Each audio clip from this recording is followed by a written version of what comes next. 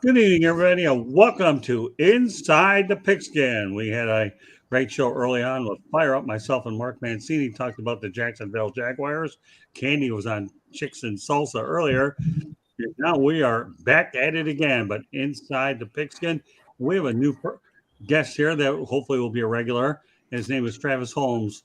And I'll introduce everybody after. Travis, why don't you give everybody a formal introduction of yourself? I know Travis, I met him up in Jacksonville with the Jacksonville Jaguars game, and we struck a friendship. And anytime I strike a friendship, then they get to come on here. So, all right, Travis, go ahead. Introduce yourself, please.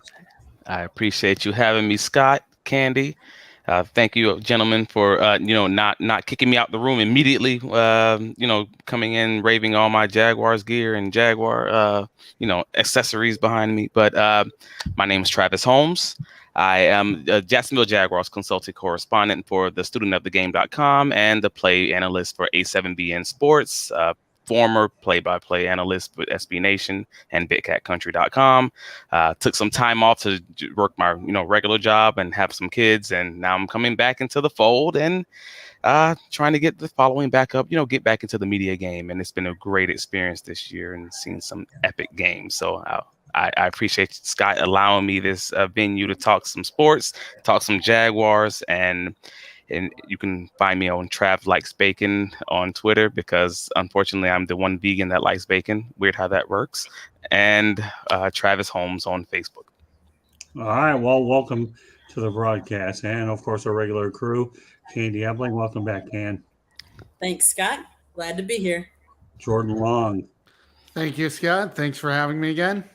You're very welcome. Always a pleasure to have you. Of course, Jordan Long is one of those kind of guys. We rotate him from inside the Pigskin, 108 Stitches Baseball Talk. So all I need to do is give Mr. Long a message. This is where you're at. Same night, different place, different show. No problem with the old thumbs up. Rick Curdy, Mr. Opinion. Hey, Scott. Hey, guys. How are you doing? All right. And, of course, Travis is, and then Mel Farr Jr., former running back of the Los Angeles Rams. Welcome back, Mel. Thank you. Great to be back. All right. Well, you know what? We got a pretty busy show, to say the least. I mean, we really do. And I had to lead off with the Jacksonville Jaguars 27-point epic comeback. We know with the Chargers, of course. I will tell you that Travis and we've seen quite a few good games. I met you over at the Dallas Cowboys game, and I got to go to the Titans game as well. So, you know what? I'm going to start off with you, Travis, all right? Let's talk about what all three, you and I and Candy, saw on Saturday. Man, we saw some... I want to call it incredible, but I don't think that's a true statement. So how about this? We saw some terrible first half football play, and then we saw some great, competent coaching and great playing, and just NFL players playing like NFL players as far as the Jaguars are concerned. From the middle of the second quarter to the end of the game, and on the Los Angeles Chargers side, we saw a team that not know what to do with themselves. They just tripped over themselves every step of the way, as far as coaching decisions, as far as missing opportunities on the field. And I don't want to get all into the specifics, but let's just say it this way. The Chargers didn't run the ball enough. They just didn't try to. They didn't try to run enough screens and short throws to Austin Eckler. They didn't try to keep the clock running, basically. And unfortunately, they tried their best to. They didn't play an intelligent game for as much as the Chargers head coach claims to be an analytics guy. He claims to be that's who he is, but that's not the way that he coached the rest of that game. But it was interesting. We talked about it during the game, Scott. There was a point where the Chargers scored 24 points and they had 120 total yards of offense, and I think they believed that they were better than they were. They believed that they were that 24-0 score, even though their offense literally hadn't had to drive outside of the red zone. They got the ball 3 times inside of the red zone. That will give you 24 points. So it was a great game, but at the end of it all, Doug Peterson pencil whipped Brandon Staley. I mean, he did. And if you want to get back into that later, I'll get you into some of the details. But it was really, really smart, offensive play calling from his part. All right, well, that's fine. I'm sure we'll be talking about that. We mainly have tonight, folks, just to give you an overview of the show. I'm going to go over 4 main topics tonight with the Jaguars leading off, and everybody will have a parting shot of their own. I don't like to restrict my commentators to just what I do. So we obviously the focus tonight will be on the 3 Florida teams that made it into the playoffs, and of course, I have another great nugget here. Final 8 starting quarterbacks by age. I should use the word nuggets, and Jordan Long's in a area where they have a team called the Nuggets. Oh, what a segue to Jordan Long. Okay, my goodness, Mr. Denver Nugget. All right, give me your interpretation of what you saw with the Jaguars Chargers. It really looked like it's what the Chargers do. They go out to these big leads. It was 27-0. They were looking great, and then in the second half, they imploded. This is what they do. The Chargers chargered. What I mean by that is they don't finish games.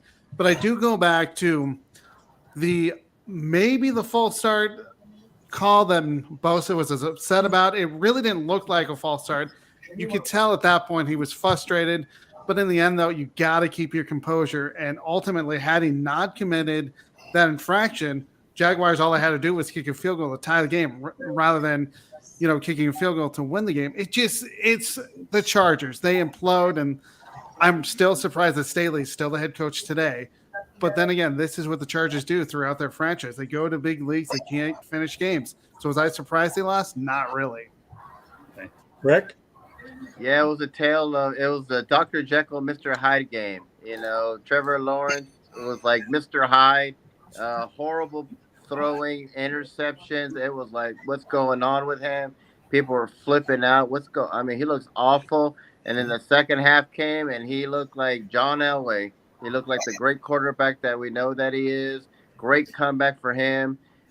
Start of his legacy. I think I've been saying this for the last 2 years. He's going to be the next Peyton Manning. And this is a great Peyton Manning comeback that he did.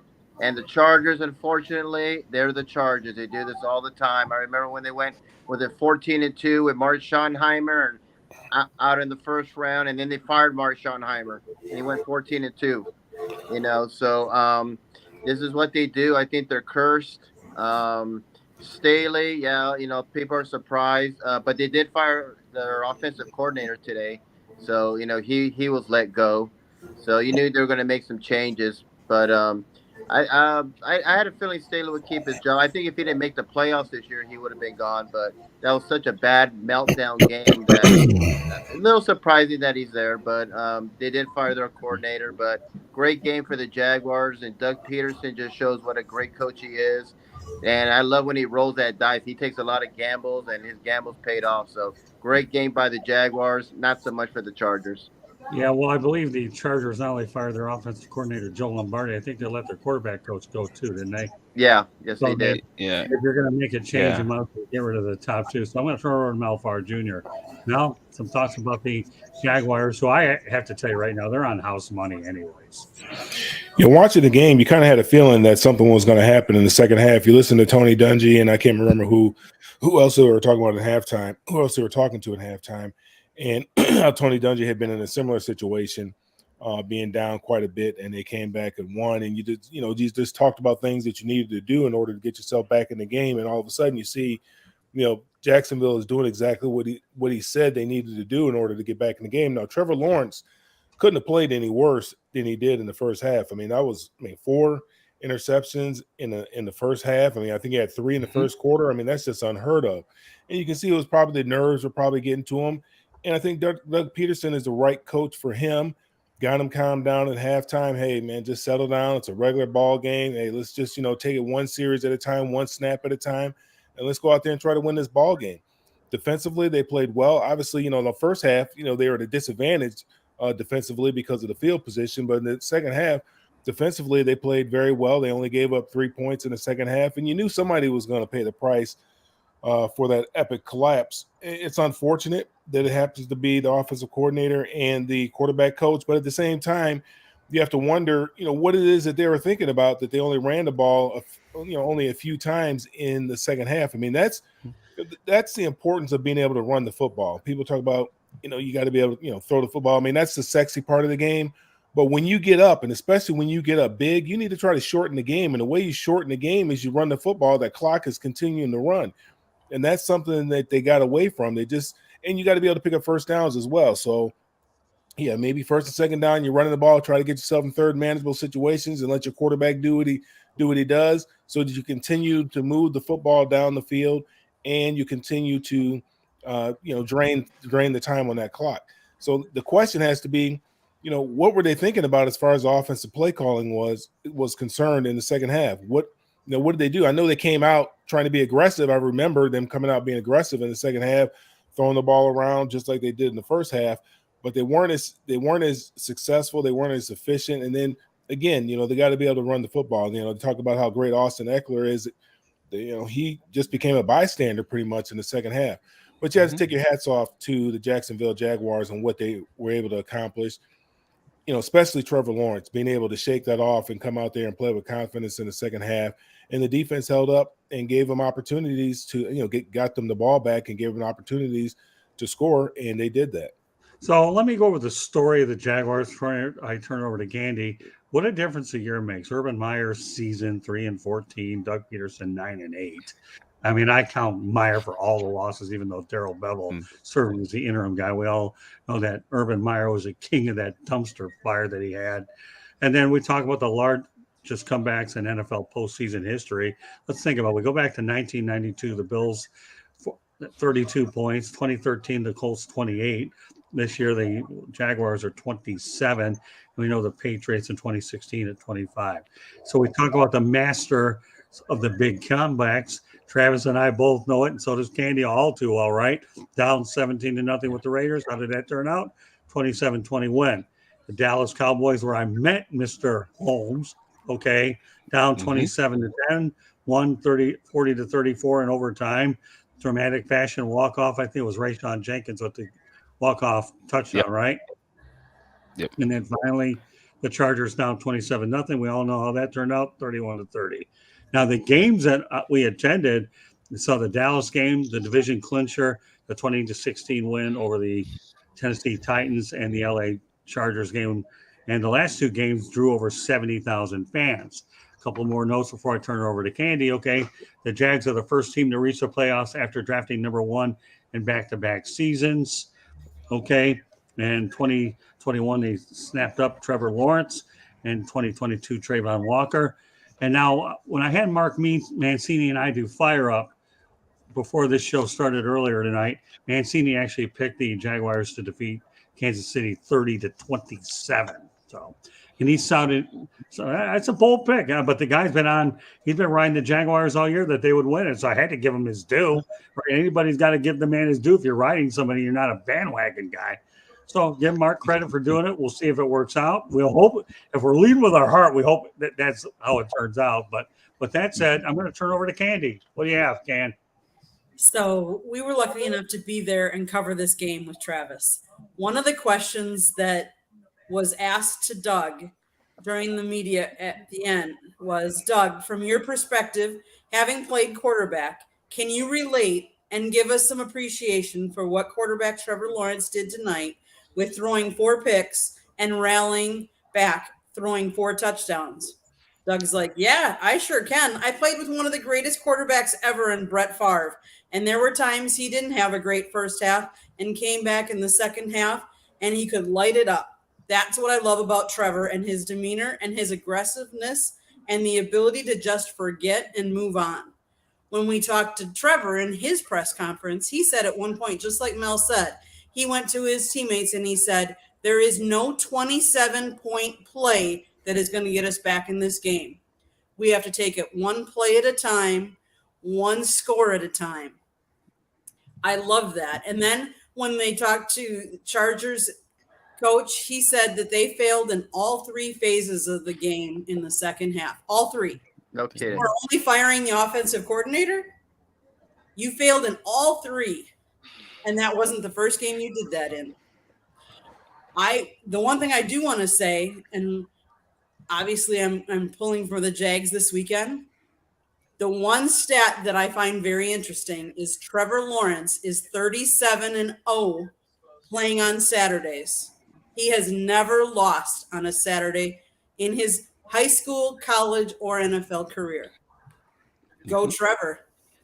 Go figure. Okay. Well, by the way, I want to thank George Eichhorn and Beth Truesdale Greenberg for being in the chat room with our comments. Of course, you'll get to know Travis, George, sooner enough. I'm going to put you on the show with him. So, George Eichhorn and I have worked together for 43 years, and he's a big part of our team. He's not on tonight, but he'll be on another time, Travis.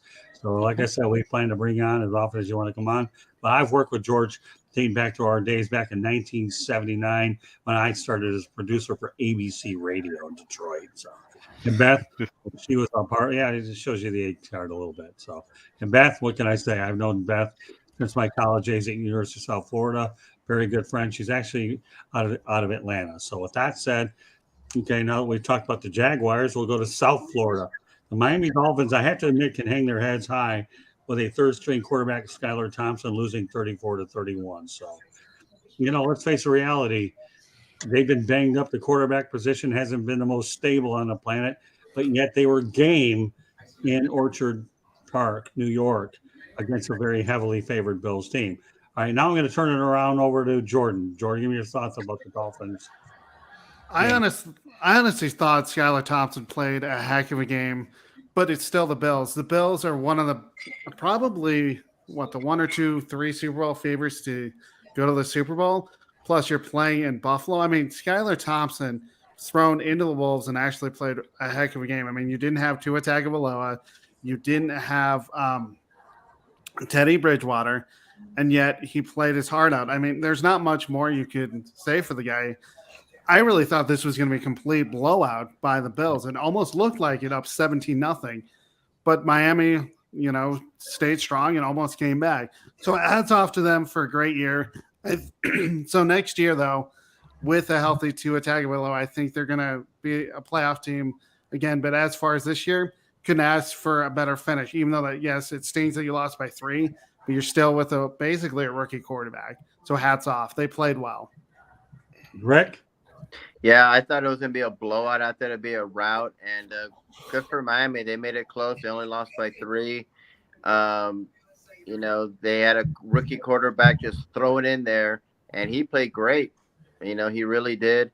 And so I think if you're a Dolphin fan, he has something to be looking forward to next season. And the Bills are the Bills. They're one of the favorites. They got one of the best quarterbacks in the league right now. And so, they've been one of the favorites for the last couple of years to win the Super Bowl. And the young team, I remember many, many years they went through that drought. Was it 17 years? They didn't go to the playoffs, and now they're in the playoffs every year. And the Dolphins, unfortunately, I think they had the second longest drought of playoff wins. They haven't won a playoff game in quite a while, so that's still there. But they played a great game. I really thought it was going to be a complete massive blowout, especially with the rookie quarterback. But they played very well. So hats off to the Dolphins. What about you, Travis? Being a Florida resident, I have to appreciate all the Florida teams generally, as long as they're not playing each other. So I did appreciate the fact that Mike McDaniel, he truly had this team up and ready to play this game. I was questioning that walking into it, kind of like everybody else. We kind of thought that would be a blowout. They were very competitive. They pulled out that old Lamar Jackson, Baltimore Ravens defense. They played a lot of that cover 0 against them with the guys 10 yards off, and Josh Allen struggled with it. I mean, he turned the ball over 3 times. I had the 2 INTs and then the fumble for the touchdown. I mean, that was the difference in the game, if we want to be honest about it. It wasn't necessarily that Skylar did well on offense, because his game was honestly pretty mediocre. He game managed, but he still had the 2 turnovers himself. But he's a backup, so that's kind of what you'd expect, unfortunately. But the defense definitely held their own and kept them in that game. So that was a commendable performance, especially with everything that they were up against and everything that was going on with the backup, quarterback and, Tua himself with his whole concussion issue. So, fingers crossed everything works out well for that, in the off season, and maybe we can see a fully healthy Miami Dolphins going into next season. That would be great. All right, Mel. Well, you look at the season, they split their games, Miami and Buffalo, and they played, Miami played them tough. if it wasn't for a couple drop passes, we might have a different outcome because those passes kind of changed the momentum in the game. Waddle dropped a pass early on. I think Tyreek Hill, he dropped a pass later on in the game as well. And if it had not been for those drop passes, because the game did kind of get away from them a little bit, and then they kind of found their way, clawed their way back into the ball game with the rookie quarterback. But I think for the Bills, it was probably kind of like a trap game.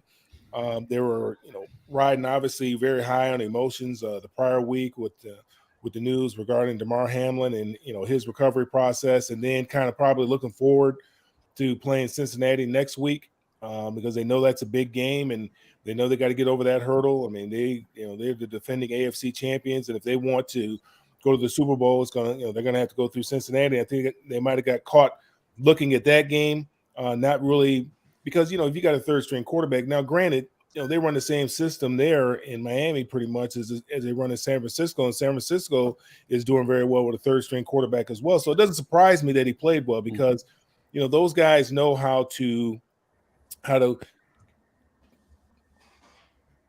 with the offense, as far as the offense is concerned, they know how to kind of adjust the offense to fit that personnel or to fit that particular person. And you could see that they did that with the quarterback that they had in there. But I think it was kind of a trap game for Buffalo because I think they're still dealing with the raw emotions of Damar Hamlin, but at the same time, they're looking forward to playing Cincinnati. Obviously, that game wasn't completed a couple weeks ago. Right. And they knew that in order to get to the Super Bowl, they're gonna have to beat the defending champs. All right, Candy. Third string quarterback. Where have we heard that this year before? It's the year of the third string quarterbacks, and they're doing pretty well. I mean, I give Skylar Thompson, a lot of credit. His dad was in the stands. I thought it was kind of cool when they flashed to him, and they were talking about how his dad is probably more nervous about him playing than he is actually of playing. It was cool to see. It was cool to see that Miami played and hung well, or came back to hang well with Buffalo.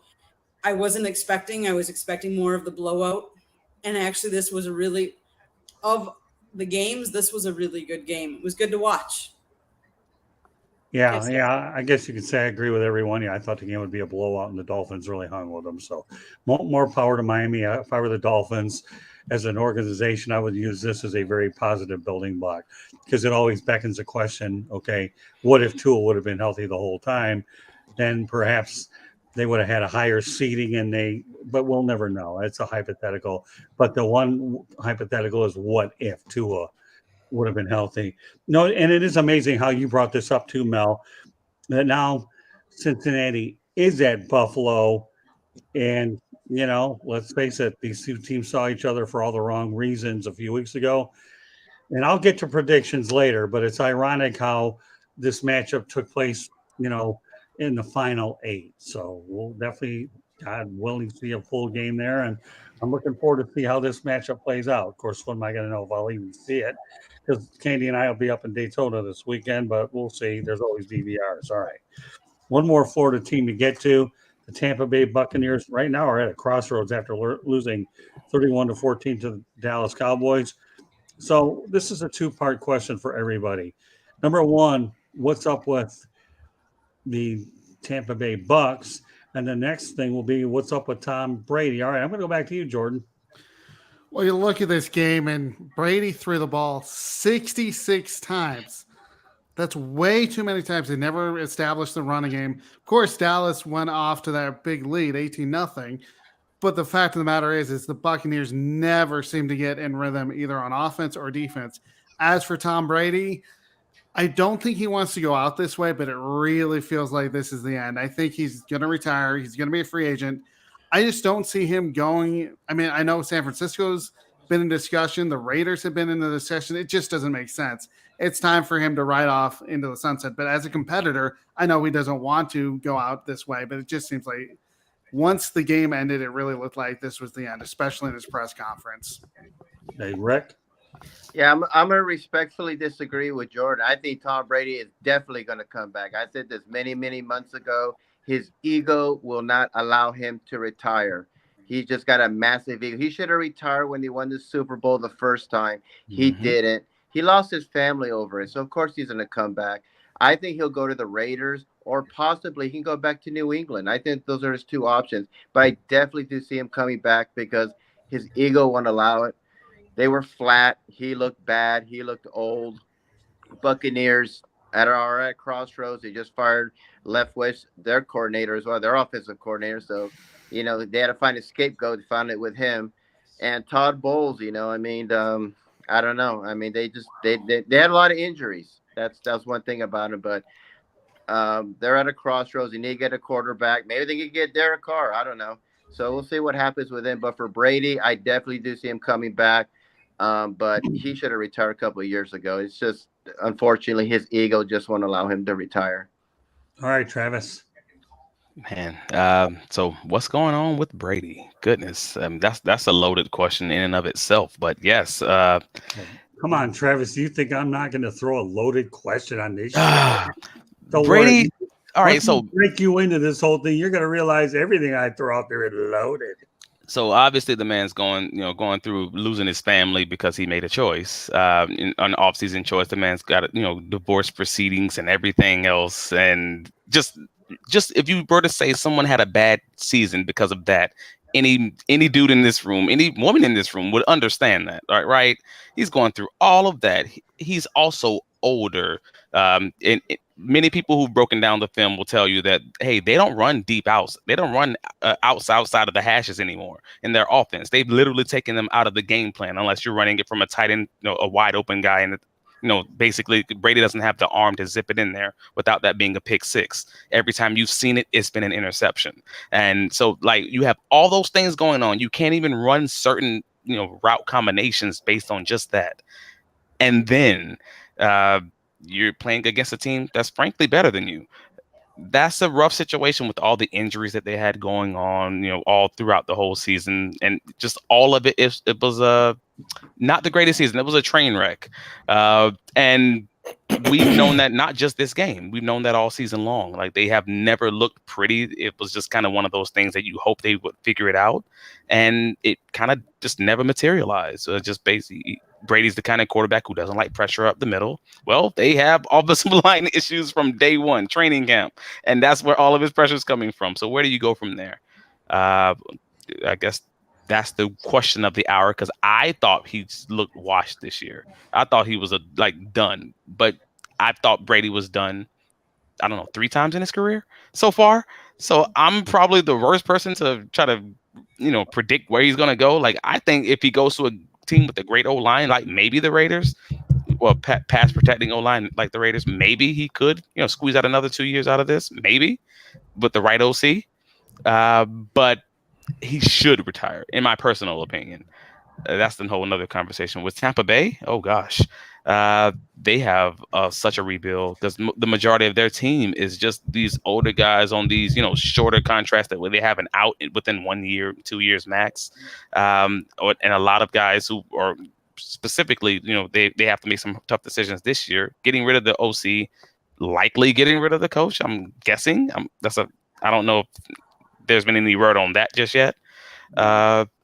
Then yeah, they are in a world of hurt as far as that rebuild is concerned, because that's a multi-year rebuild at that point, just in all the important spots. Okay, I just want to point out that Inside the Pigskin can be heard on iHeartRadio, Apple, Spotify, Google, or wherever you get your podcast.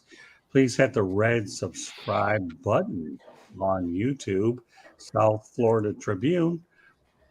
We're striving to get 1,000 subscribers. So please go to youtube.com, look for South Florida Tribune, hit the red button, boom. And then you'll be able to go out there and catch on our live streams as well, but a lot of our remote shows as well. With that said, I'm going to turn it over to my running back, Melfar Jr. Give us your take. This is a 2-headed question. The Buccaneers at the crossroads and Tom Brady.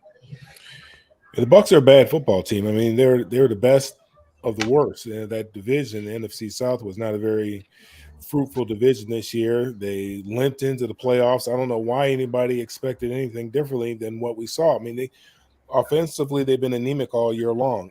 And asking a 45-year-old man to drop back 66 times is just not a recipe for winning. They never really tried to establish a running game. they just played poorly. You could see that there was no the game plan. You really couldn't see what it was that they were trying to do. Obviously, with Tom Brady, he wants to get the ball out of his hands quick. So there's really no out routes or anything like that. Everything's kind of inside, and they just kind of sit on that stuff. They know he doesn't really want to hang in the pocket to throw it, try to push the ball deep, even though they threw deep a couple times. One time was just off the fingertips of Mike Evans, but they're a bad football team, and they looked like a bad football team. And as far as Tom is concerned, I think he probably wants to play into his 50. He probably could if somebody would give him the opportunity to do that. But the thing with Tom is kind of the same thing with LeBron James. When you get that player on your team, you have to push all your chips to the middle. You have to be all in, and that's why Tampa Bay finds himself in the situation that they find themselves in. They got all the older players because they pushed all the chips to the middle so they could, hopefully with Tom Brady, they thought they might be able to win at least 2 Super Bowls, if not 3. They got one, came back, everybody, they just redid it and brought everybody back the next year and tried it again, and that didn't work out.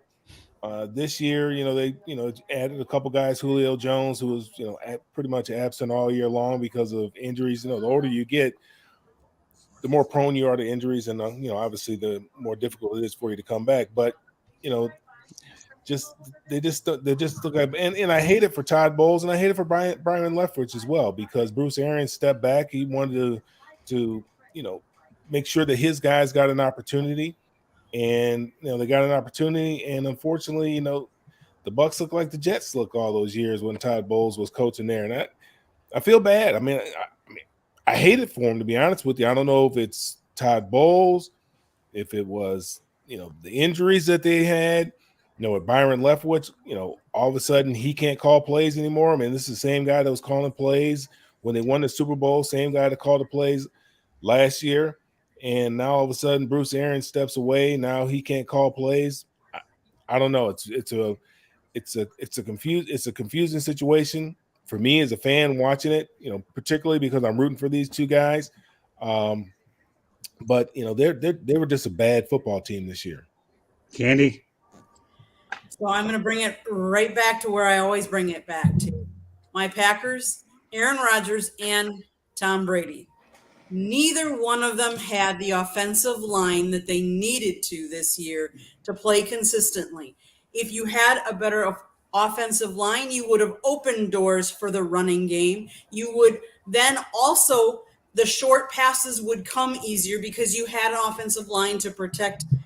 I think when you have these older quarterbacks that aren't as mobile, can't do a lot of running, your offensive line is that much more important.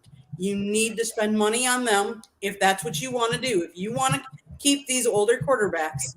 Now, if you had asked me this question when Rodgers was walking off the field and Tom Brady was walking off the field last night, which one I think would be they were retiring? From the way it looked, Aaron Rodgers looked like he was retiring. Now, if you heard him on the Pat McAfee show today, it sounds like he wants to come back and play now, whether it's for the Packers or not. And the same with Brady. I think they both have that desire. They both didn't go out in a game that they excelled in and that they didn't show their best. I don't think either one of them wants that to be their lasting impression. I think they want to go out on better games. I think they'll both be back. My question is will they be back on the same teams? I don't know. Yeah, those are some pretty good points. Let me point out a couple things on the Tampa side. Number one, Rob Gronkowski wasn't walking through that door, to bail Brady out. And number two, the offensive line bolted for Cincinnati when Joe Burrow needed some reinforcement. So, and what do you have to look forward to? Well, Blaine Gabbert, right? Travis, you ever heard of him? Blaine Gabbert? I know that guy. Kyle Trask, you're molding him. So, and the one thing that Rick Curdy said that really intrigued me a little, I'm going to have to back you on this a little. I wouldn't rule out him going back to New England. I don't know about the Raiders. I don't know why it just doesn't. Josh McDaniel and the Raider connection and Mark Davis is an idiot. Yeah, but I don't see that one. I believe it or not, you said something that intrigued me And now I'm going to bring out and actually compliment you for putting your journalist hat on again. My God, you're getting better at journalism, Curdy. You're scaring me a little bit. I'm Walter Winchell. Yeah, no, you learn from me. So I guess I don't know if that's good or not, but whatever. But that's a good segue to let everybody know in the future that JB Ellis and I are going to be debuting a show called The Celebrity and the Journalist, and I'm sure you can figure out which one's one if you know who they are. But you know what? Bill O'Brien is interviewing with the New England Patriots for some reason or another. It wouldn't. I could see a Bill O'Brien, Tom Brady reunion in New England. I don't know why. Sometimes when you have very interesting gut feelings, then they tend to be what they are. I even told Candy a couple of days ago that I thought Jim Harbaugh was staying with Michigan. And then what happened yesterday? He told NFL suitors, I'm staying at Michigan. So lesson to be learned if you're a journalist, and I know that you probably know this, Travis, as well, that trust your gut, trust your instinct. And I have a feeling that there could be a reunion with Brady. And another fact I should mention that Bill Belichick is 25-25 without Tom Brady around. So who needed who more? Well, Bill, you know what? I've eaten crow on this broadcast, and I didn't think college basketball was meaningful until Florida Atlantic beat Florida. Then I really ate crow. So, well, let me ask you that one. Let me challenge you on that one. I should say. Go ahead. Did Tom need Belichick more? Or did Belichick need Tom more? Because it seems like the Tampa Bay Bucks bought that championship. Not significantly different than the St. Louis, the Rams. Sorry, bought their championship and immediately got too injured to basically. It's the same storyline. Offensive lines got too injured to take, and they couldn't run the offense around it. The same exact storyline for the Packers. These older, aging teams. They bought that championship. Okay, but you know what? Can I ask you a question? I like being challenged, by the way. Thank you very much, Travis, for doing it. And here's what my response to that is going to be. You may have bought a championship, but you still get the ring, don't you? And which one has more rings? Yeah. Think about it. Hey, listen, let me tell you, how many championships did George Steinbrenner buy? And you know what? Here we are in South Florida. Wayne Huizinga bought one for the Florida Marlins at the time and sold off all the pieces. By the middle of that season, they couldn't call them the defending world champions because they all got exiled anyway. So, all right. So these are fair points. All I was getting at was that Brady and Belichick may have both had, equal success or, average success, if not for the money aspect of it. It's Brady because Belichick didn't win squat with Cleveland. Okay, I like when you bring this up, but the reality is this, okay? Brady has 7 rings, and how many does Belichick have? All right, but Belichick, the GM, and Belichick, the coach, are at odds. They always are. Belichick, the GM, sucks. Belichick, the coach, is great, and that's his problem. But he was great in Cleveland. Oh gosh, come on. Yeah, Nick Saban is his coordinator too. He was great in New England, even in the season that he didn't have Brady, though. I mean, he made, what was it, Matt Castle? Yeah, what did he do with Bledsoe? NFL quarterback. He didn't win anything with Bledsoe. Bledsoe got hurt in the playoffs. that's how Brady got his job. Right, in the playoffs. Exactly. Yeah, no, but you know what, Travis? You do bring up some valid points. The reality is I don't care if you buy a championship or not, you're still hoisting the trophy and you're still getting the ring and you get all the things that go with it. But yeah, I mean, you're going to say that the Tampa Bay Buccaneers invested some money, gave Tom Brady, hey, Rob Gronkowski, come on down to Florida. We can hang out when we're not at practice, okay? And we can go to Clearwater Beach anytime we want. It's okay. And by the way, Rob, if it's worth anything, there's no state income tax here either. Oh, okay. Right. We won't have a Boston Tea Party. We'll go out there and hang out on Clearwater Beach. So go figure. So, but no, I think it's a fair point, though. No, Travis, seriously speaking, I think it is a fair point. Who needed more? But in the end, Brady's got the last laugh because Belichick is 25-25 without him, and Brady has 1 title. And to me, where is he going to go? I mean, would we rule out a reunion up there? How far can the question really is should O'Brien get hired for that job? Can he get Mac Jones on track? Whereas Josh McDaniels had him going in the right direction, but then you decided to go to that so-called offensive system with Joe, I can't be a good judge. and Matt Patricia as Jeremy Ballright anointed him the name. So, the legend of Jeremy Ballright, whether he's on this show or not, lives on with Matt Patricia. The Detroit fans to know. So I hope that answers your question. We have a lot of fun on this show, Travis. You know that, don't you? As if we can't. I know you're figuring that out. I mean, Mel. I mean, we talked about Tom Brady. A lot of people were going to say whether he stayed on too long or not. Everybody's going to say that. But Candy makes a good point. Do each of those two quarterbacks want to leave with 8 and 9 regular season records? It's their last act. Right. Yeah. That's a big question there. Yeah, I don't It see. shouldn't matter. It shouldn't matter because I mean, look at Joe Namath. He left as a Ram. Nobody cares. So many. I mean, Emmitt Smith left as a Cardinal, and nobody cares. So I mean, it's all about ego. Where other people like Peyton Manning, he had horrible numbers, even though he won the Super Bowl. I'm sure he didn't want to end like that, but he was like, dude, I'm 40 years old. I can't throw the ball no more. It's time to walk away.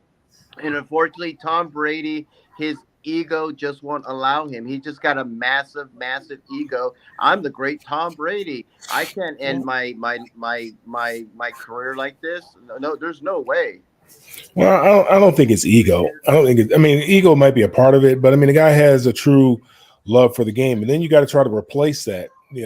He's a competitor, and once you walk away from the game, you're done. That's it. You can't go back. And once he makes that decision, it's over. Then he's got to try to find something else that's going to fuel those competitive juices that he has inside of him. Now, I don't see him going back to New England. I mean, that's done. I mean, that chapter's over. I would like to see Bill O'Brien leave Alabama and go to New England. I think that'd be good. I think that'd be good for Mac Jones as well because he coached him in college. So I mean, I think that'd be a good fit. Right. Bill O'Brien's system. They kind of had a pro-style offense down there in Alabama, so I think that makes all the sense in the world for it. And he's been in New England before, so it makes all the sense in the world for Belichick to interview him and also hire him and give him the job. And plus, that gives somebody else an opportunity down in Alabama because I'm really tired of Bill O'Brien down in Alabama, to be honest with you, because I just don't think his offense. I don't think he's keeping up with some of the other guys offensively, some of the other teams in that conference on the offensive side of the ball. Now, the numbers might say otherwise, but I give it the eyeball test. My eyeballs are telling me that they're just too predictable. Okay. Well, some interesting points here. All right. Well, I got one more topic I want to get to, and then everybody's going to have a chance to have their own parting shot. For final 8 starting quarterbacks, you want to talk about the final 8 in terms of age. This is interesting.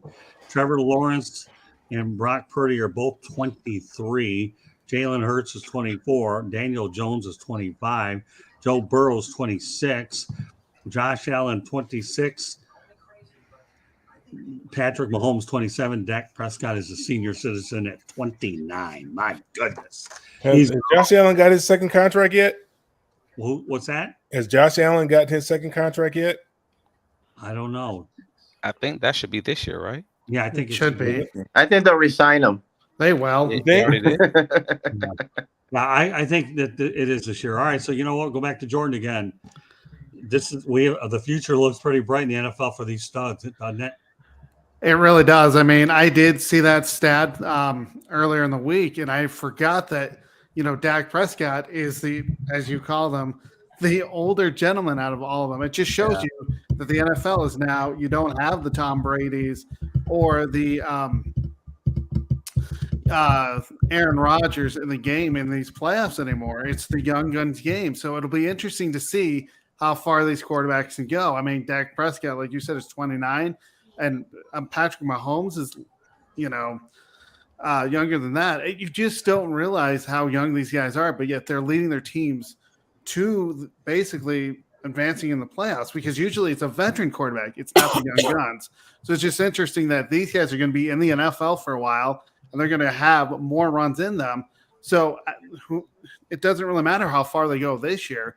It's what will they do in the following years. It's just interesting that it's, guys that aren't 30 yet. Yeah, I think one of the most intriguing parts before I turn over to Rick Curdy is the fact you got Brock Purdy in San Francisco, and Trey Lance is supposed to come back next year as a second overall pick. If you're Kyle Shanahan and you're going into the offseason knowing Brock Purdy did a whale of a job getting us as far, where do we fit Trey Lance in? I guess if you're going to make an interesting trade-off, you go with Mr. Irrelevant to a lottery type of pick. How do you go away from Brock Purdy? I don't know. And you know what? I'm not a personnel guy. I'm going to turn over to Rick Curdy, though. Although, Jordan, you want to answer that one first before I let everybody evaluate on this? Lance and Purdy, who you got? I would have to go with Trey Lance just because, you drafted him so high. I could see Brock Purdy as the backup, and then you get rid of Jimmy Garoppolo. Right. Okay, that's fair. Okay, Rick.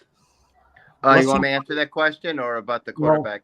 Well, here it's a two-part question. Now I just turned it into one. For Trey Lance, I never liked him. I thought he was way overdrafted. They should have got rid of him. He hasn't done anything. He's been hurt. Brock Purdy, my goodness gracious, he's come out of nowhere. He's like Brady. It's like, who is this guy? Of course you're going to have to keep him. He's red hot. He looks like he's been in the league for 10 years where Trey Lance has just been hurt. And, the little we've seen of him, he hasn't looked very good.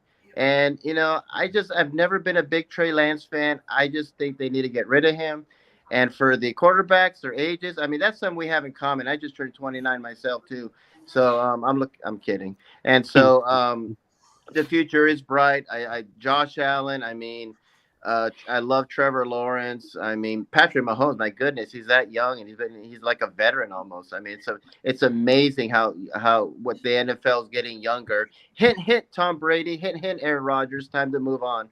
So, the future is bright for the NFL, and you're going to see even more, great, fantastic quarterbacks. You're going to have two, I think, great quarterbacks coming out, into this draft. So the future is bright in the NFL. Travis?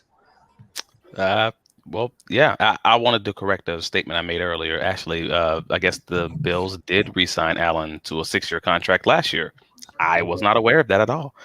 So, yeah, still has 5 years left on his contract. And Pat Mahomes, I believe, still has 8 years left on his. So, yay, we're going to see these guys for a long time, unfortunately, because I do not like having to go through Kansas City for the AFC Championship and knowing that that's going to be pretty much for the rest of my life. It's not great. Not great, Bob. So as far as Brock Purdy, Trey Lance conversation, I'm not sure who stated it. It may have been Jordan earlier. I'm not 100% sure. Yeah, you get rid of Jimmy Garoppolo. That's a pretty easy one. And you keep the other ones, or if you want to trade one of them, so be it. You can also do that. Let them fight it out in training camp and kind of see where that lands. At the end of the day, you may be able to get someone to give you, a 3rd round pick, or maybe even a low 2nd or something like that if it's from a better team. Something along those lines. But I don't want to go too high or too low on this situation, just because I've seen a lot of quarterbacks who are a flash in the pan when you first see them. You got the Gardner Minshew, you have the Mike White, you have a lot of these guys who come out in those first few games, throw 3 touchdowns, 4 touchdowns, et cetera, and then defenses get more tape on them, and then all of a sudden you're like, okay, this is not great. 4 interceptions game, those 4 touchdown games turn into 3 turnover games. So don't go too crazy over it. Let them get through training camp, and we'll see kind of just where it lands there. As far as the quarterback ages, yeah, this is interesting because as the NFL shifts more to those college style offenses, you're just going to see a lot of these younger quarterbacks have more success. Like as we go down that list of all the quarterbacks, the majority of these guys are running those college style offenses. You got Mahomes, you got Josh Allen, Joe Burrow. Even Trevor Lawrence, for that matter, they're running these college offenses. One of the oldest ones, Dak Prescott, is running more of a pro-style offense. All right, and that's kind of working for them, just to not have him throw the ball as much. So we have to start having those additional conversations of, all right, cool. These are guys, they're younger, and that's great, but there also is an injury aspect to this. Some of these guys will have injuries. They're running the ball more, they're taking more hits, right. And that's going to be the interesting part of that. So it's going to be the RG3 conversation of who's going to just outlast these other guys and be the same guy when they get older. Great points, Travis. All right, Mel. Yeah, I mean, it's a great situation to have if you're the San Francisco 49ers, where you have three capable quarterbacks that you know you can go in there and win ball games with. You know, I've never been that high on Trey Lance only because I haven't seen enough of him. You know, enough. I haven't seen it. He didn't play that many games in college. The few games that he did play when he was healthy in the NFL didn't really impress me. I've had an opportunity to watch a lot of the other quarterback, Purdy. Right, I got an opportunity to watch a lot of him play because I was watching Brees Hall play, and you know, you look at his story, and the guy, I think he's a 3 or 4 year starter, so he's played a lot of footballs, had a lot of snaps and big time football in a big conference, and so you know, it doesn't surprise me that he's doing what he's doing because the guy has played a lot of football. So I would be worried only to the extent that I'm, you know, it's not a meritocracy in the NFL. We know that. I mean, your draft status is going to determine, you know, how the club views you. So when you're the number 2 overall pick, you have to prove that you cannot play.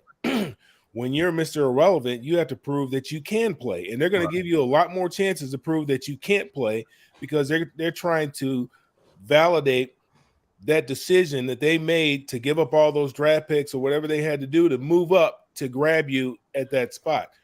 So he's going to get all the chances in the world to prove that he cannot play. Trey Lance is.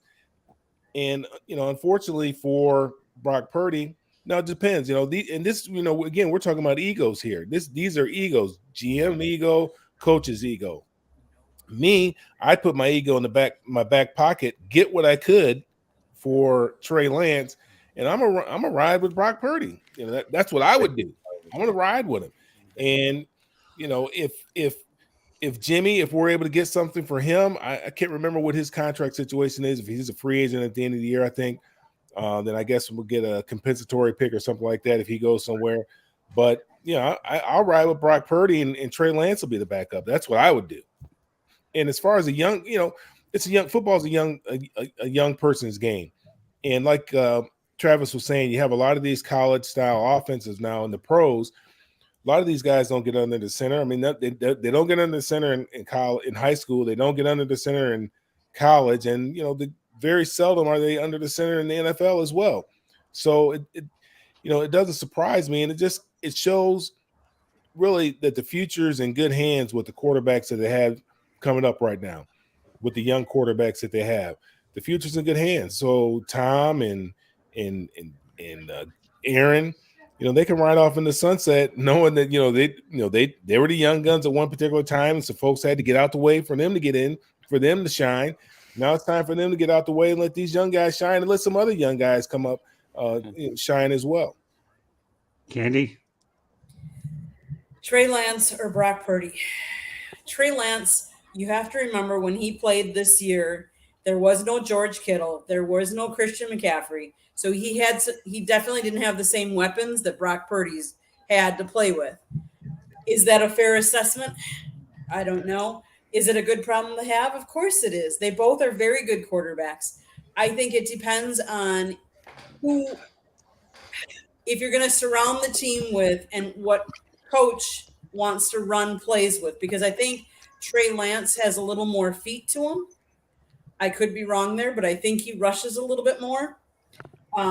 So I think it depends on what offense you really want to run and what offensive line you have. If you're going to pay a lot of offensive linemen and you're going to have more running plays and you want a more mobile quarterback, then Trey might be. But again, it's a good problem to have both of those quarterbacks. I don't see Jimmy staying, but knowing that that they have those two quarterbacks. Excellent point. You know what I'm going to say? The NFL's in good hands with these young 8 quarterbacks as well as the other ones coming up. You know what? I'm going with Mel. Okay, and that's this. I would go with Purdy. Check ego at the door. Trade Lance if we get him or make him the backup. Doesn't make any difference to me. And I covered the Lions for many, many years. I'll never forget the time when Wayne Fontes had a philosophy that you don't go out there and see a quarterback lose his job due to an injury. Well, you know what? You know who that quarterback is that won the Lions' only playoff game since 1957? A guy by the name of Eric Kramer.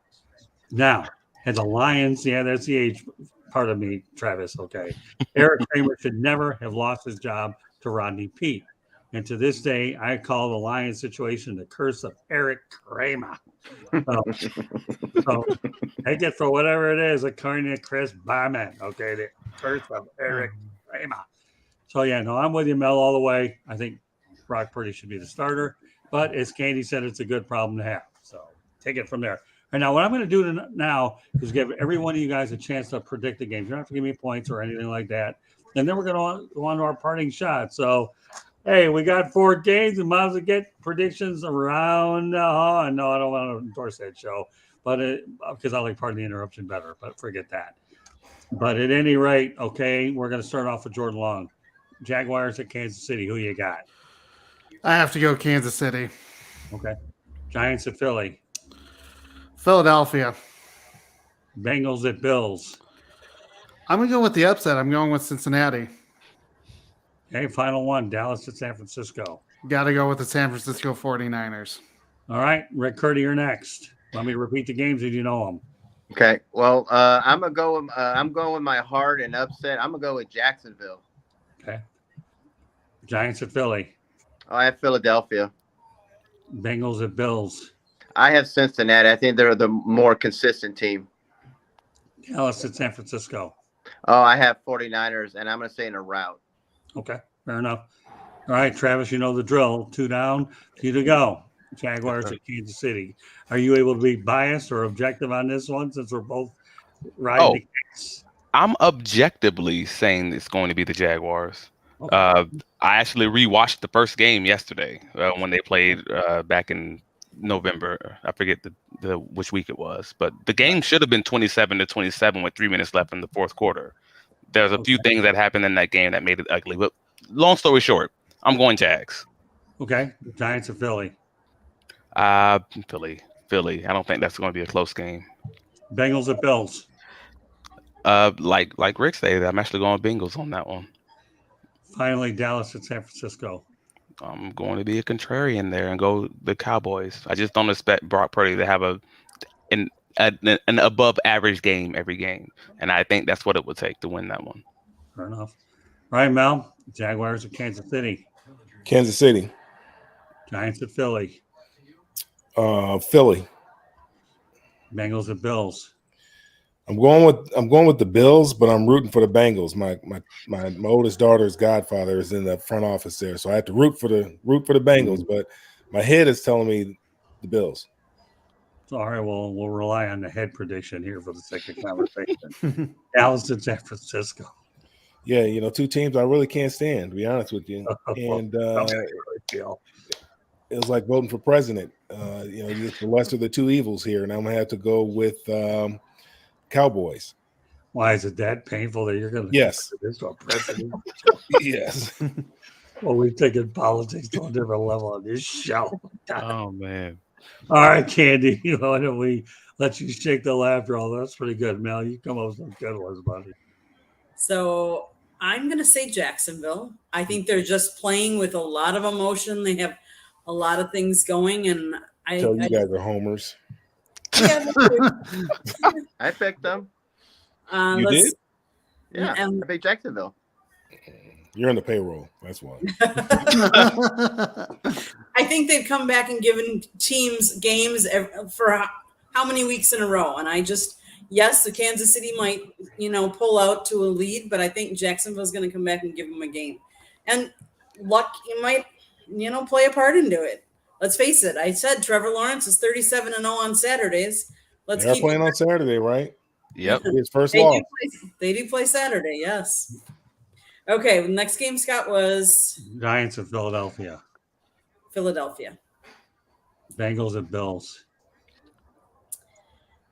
That one's kind of tough. Why, I still think you think we make things easy around here? I know you don't make things easy. I know firsthand you don't make things easy. I may have a fractured tailbone, but I'm not fracturing people's heads here. I'm going to go this time. I'm going to go with Buffalo. I think they're playing with a lot of heart, and they're playing at home. And Cincinnati, their offensive line to me just hasn't held up as well as I'd like. So I'm going to say Buffalo. Finally, Dallas at San Francisco.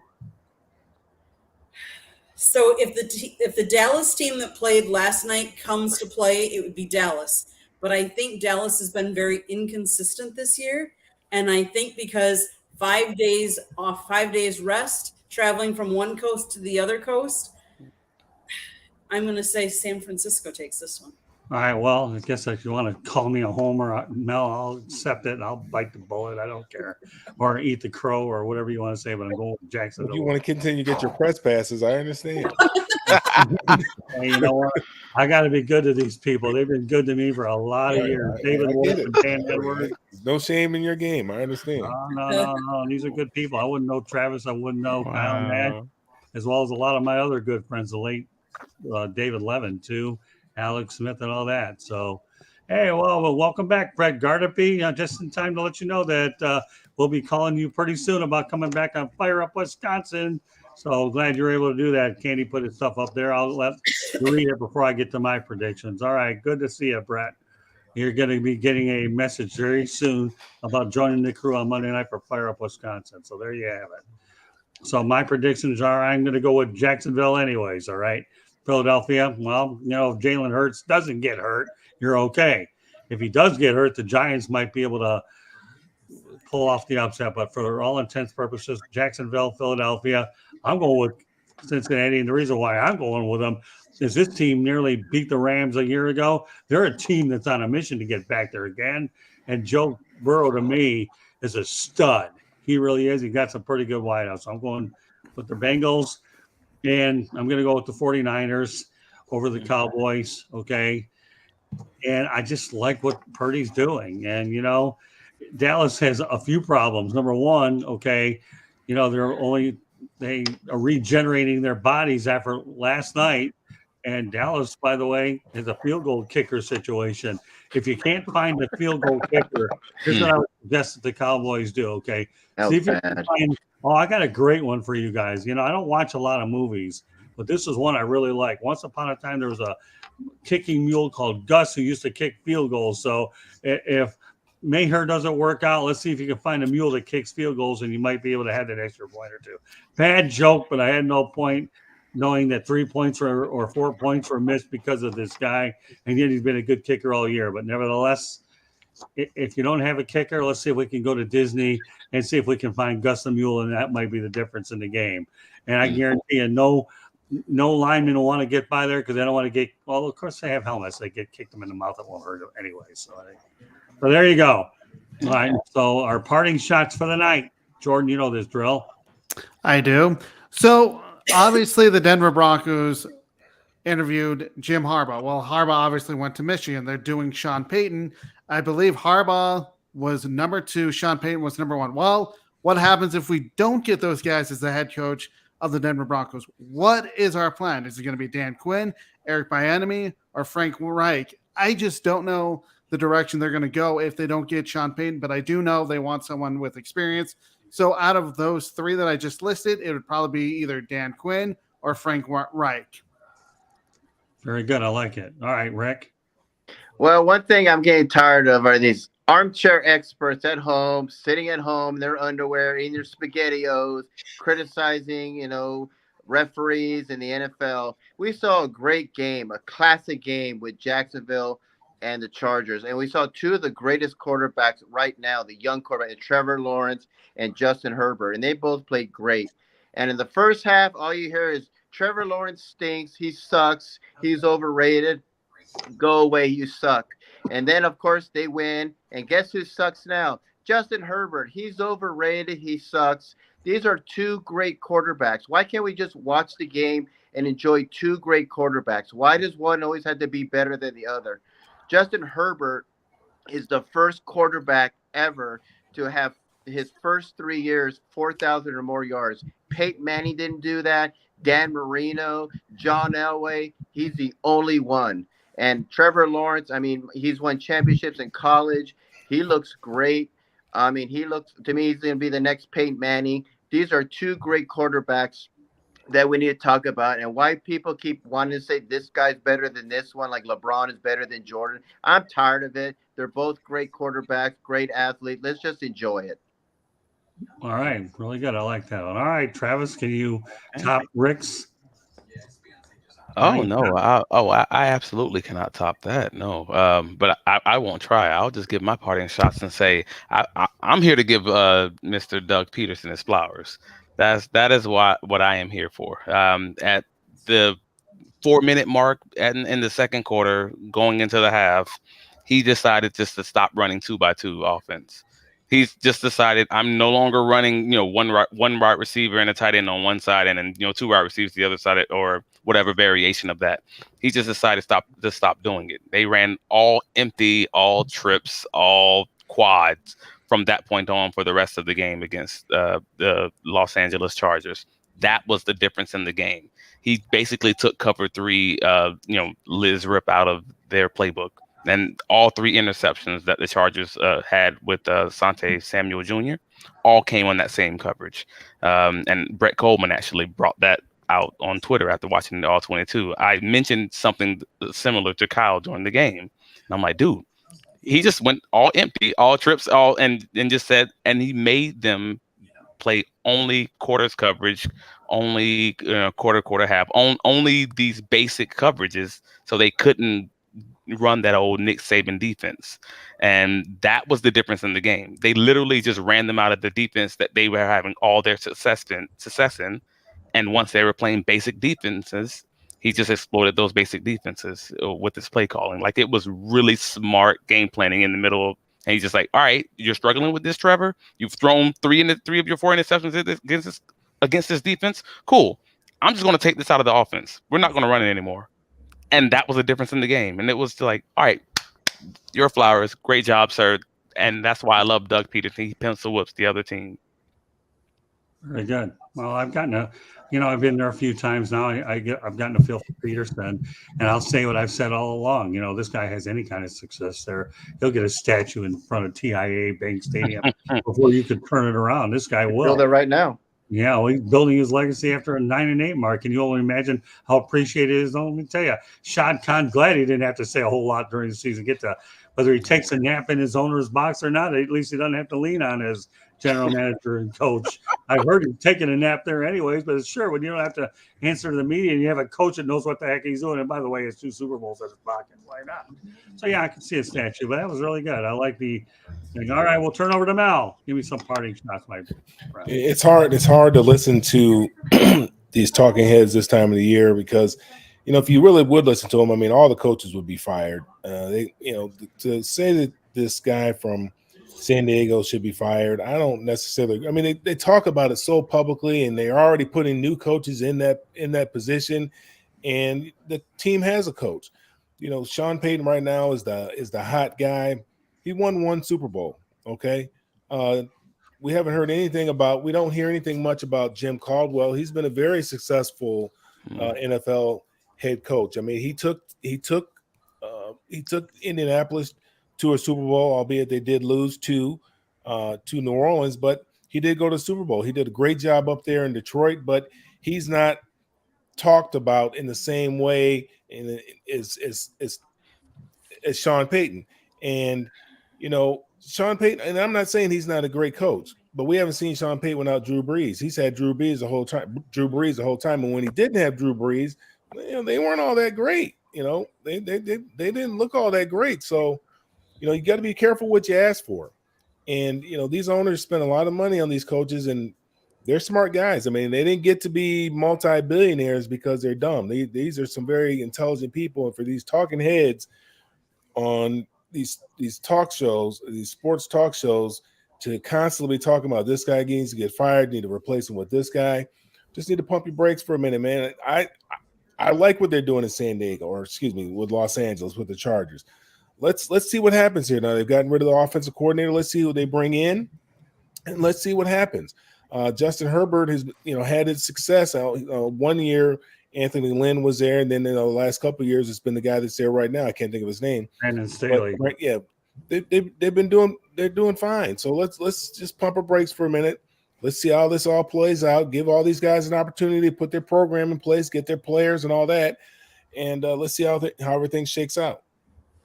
Okay, that's fair enough. Okay, Candy, got another one in here.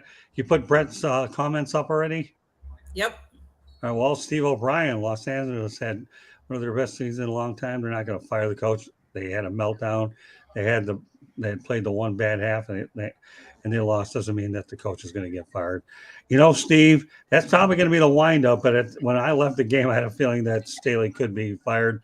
But that's why you have a little time to cool down a little bit and let it all sink in. I guess the trip from the Atlantic Ocean to the Pacific Ocean allows emotions to cool a little bit. So, well, thanks, Steve. In fact, I want to thank everybody in the chat room that's participated, from George Eichhorn to Beth Truesdale Greenberg, Jennifer Matthews Lewis, Brett Garnaby, and Steve O'Brien. Thanks a lot for joining us tonight. We appreciate it. All right, Candy, give me your parting shot. My parting shot is kudos to the NFL fans. We have seen good football, end of the regular season. Games mattered at the end. Games were good this weekend. And how do we show our appreciation? The average crowd size of the NFL game during the 2022 regular season was 69,442, the highest mark since 2016, and the second largest figure in the last 19 years. The league also set a new record for total attendance at 18.8 million, though I understand that number is increased because we had a 17th game this year. What team had the biggest attendance increase? Scott, your Detroit Lions, they increased their attendance by 23.1%, followed by the Jacksonville Jaguars at 10.8%, and the Washington Commanders at 10.15%. The one that had the biggest decline that among the teams that didn't lose a home game to a game played internationally would have been the Bears. They dropped down 1.7%. Across the league, 96.7% of all seats were sold, an increase from the pre-pandemic mark of 94.6% in 2019. Kudos to the fans. Great stuff, Candy. Kudos to you for digging that nugget up. That was fantastic. Well, I have a couple. So, first of all, we talk about Doug Peterson. All right. Byron Leftwich, you went from a potential head coach to Jacksonville, and you overplayed your hand, because you really did. I think Jacksonville wanted you to a disaster in Tampa. Well, guess what? You're not coaching there anymore. But he is rumored to go to Pittsburgh. But that guy had an opportunity to get a head coaching job. So you want to talk about the best move that didn't happen? Well, that was one of them. But my real parting shot, and I was surprised nobody picked up on this one, and that's why I had a second one, because sometimes Curdy gets these and he doesn't. We're talking about money. Everybody talks about Bobby Bonilla having a great agent. But you know who had a better agent than Bobby Bonilla for the next 5 years? Cliff Kingsbury. Why? $27.5 million for the next 5 years, and he buys a one-way ticket to Thailand. So you know what? I don't want to hear anything from coaches at all. Doesn't make any difference to me. I'm going to Thailand, one-way ticket. You know what? I'm not paying the international phone rate to listen to you. Who knows what he's going to do in Thailand? But you know what? To me, that's not a bad way to spend the next 5 years if you want to get out of the game. And I'm sure that $27.5 million will last a little ways out in Thailand. So more power to you, Cliff. You know, with all that money being doled out to coaches, he's using it the right way. And I've never been to Thailand, but I hear it's a pretty nice place with some pretty good beaches. There you go. All right, well, folks, I hope you've enjoyed this edition of Inside the Pigskin.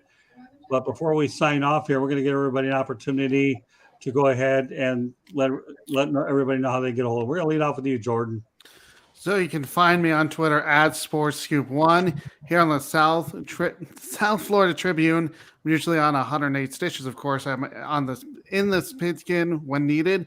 On the Sideline Sports Network on Mondays, you can find me on the NBA on Megan Price's NBA Carousel. I also have a show called Under Review that is posted on Fridays. That is my take on Colorado sports with a sprinkling of national sports headlines as well. I'm also on various Sideline Sports shows when needed. And I have a blog that I write Mondays through Thursdays with podcasts on Fridays at sports-scoop.com. All right, Rick, you're next. You can find me on my website, www.charlottebats.com. We have a petition on there. Please sign it. We're trying to bring Major League Baseball to Charlotte, North Carolina. I'm also on Facebook at Charlotte MLB, Charlotte Bats Baseball. I'm on Twitter at Charlotte Bats Baseball. I'm on Instagram at Charlotte Bats. And you can find me on LinkedIn under Rick Curdy. And if you have any comments or questions, you can email me at cltbatsbaseball@gmail.com. I'll turn it over to you, Mel. Find me on all the social media at Melfar Jr., whether it's Twitter, LinkedIn, Facebook, or Instagram. Find out what we have going on. Not going to do anything this year for the youth, but just keep following along to see what we have going on in Detroit and also down here in Atlanta for the youth at melfar.org. All right, Travis. Well, obviously you made a few friends tonight. You already had two going into the broadcast, so Yes, I have to repeat all your information. I want to thank you, though, before you do that, for being our special guest tonight. Hopefully, if you're interested, we'll love to bring you back on another time whenever you're available. So, Travis, thank you very much. We've enjoyed the time we spent together up at TIAA Bank Stadium. So go out there once again and let everybody know, Travis, how they can get a hold of you. Yeah, man, I definitely enjoyed myself, and yeah, anytime you have an opening, I am here for it. I really enjoyed talking with all the fellas and lady. You can find me on Twitter at Trav Likes Bacon. Because again, I'm that one vegan who happens to also like meat. Weird. You can find me on Facebook, Travis D Holmes. You can find a little of my work on thestudentofthegame.com, and I'm also again the contributing member on the Student of the Game podcast, and you should see me around on various different podcasts. I do hits here and there, so if I just happen to pop up on one of your podcasts over the next few weeks, hey, that's kind of where you'll find me. So thank you. Well, I'm looking forward to bringing you back. I think the one thing I really enjoyed about your thing is the thing that stands out is how you have me challenge about buying a championship. That was fun to talk about. That was cool stuff. It's a legitimate question, and I'm Well, here for. I like that. Let me tell you, let me put it out there on record right now that, you know what? I don't care if anybody on any panel ever wants to challenge me. I like it because it's called stimulating conversation. Anytime you can stimulate somebody like me that's long-winded, do it. I don't even care. I don't have an ego the size of the Titanic where I can't handle it either way. The reality of the situation is this. If it's something that's called stimulus response, bring it on. All right, Candy, you know what? I'll just say this. For those of you that are looking at us on YouTube and Facebook, you can find me on Twitter at Tribune South. Candy, take it away. Give them all the good stuff. I've enjoyed being on this show with a tremendous crew. All right, Candy, take it home. So please hit that red subscribe YouTube at South Florida Tribune on the YouTube. We have a website, www.southfloridatribune.com. If you want to give us any ideas, or if you'd like to sponsor the show, you can call Scott 954-304-4941 or email us at southfloridatribune@gmail.com. You can find many of our shows. We have Fire Up Michigan typically on Mondays. We're going to debut or move Fire Up Wisconsin to Mondays as well. On Tuesdays, you can find me on the Sideline Sports on 3 Chicks in a Pod or Chicks and Salsa. And then you can find me here on Inside the Pigskin on Tuesdays or Thursdays, depending on when we are doing it. 108 Stitches Baseball Talk is normally on Tuesdays. Wednesdays is Sports Exchange. Let's see, which ones am I missing? No Limits. No Limits is going to be coming back on, and we'll be doing a lot of one-on-one interviews as well. So, and the Real Nowhere with Willie Epting. So we have a couple that we'll be doing on the weekend when things, the log jam slows down a little bit. Go ahead, Candy. So again, subscribe to the South Florida Tribune YouTube channel. We are striving for 1,000. Will you be the 1,000th subscriber? If you want to listen to our show, you can listen to us on iHeartRadio, Apple, Spotify, Google, or wherever you get your podcast. As long as I can speak, you can listen. Again, please hit the red subscribe button on YouTube, South Florida Tribune. I want to say thanks on behalf of Scott, Jordan, Rick, Travis, Mel, and myself. Have a wonderful evening and enjoy the next round of the playoffs.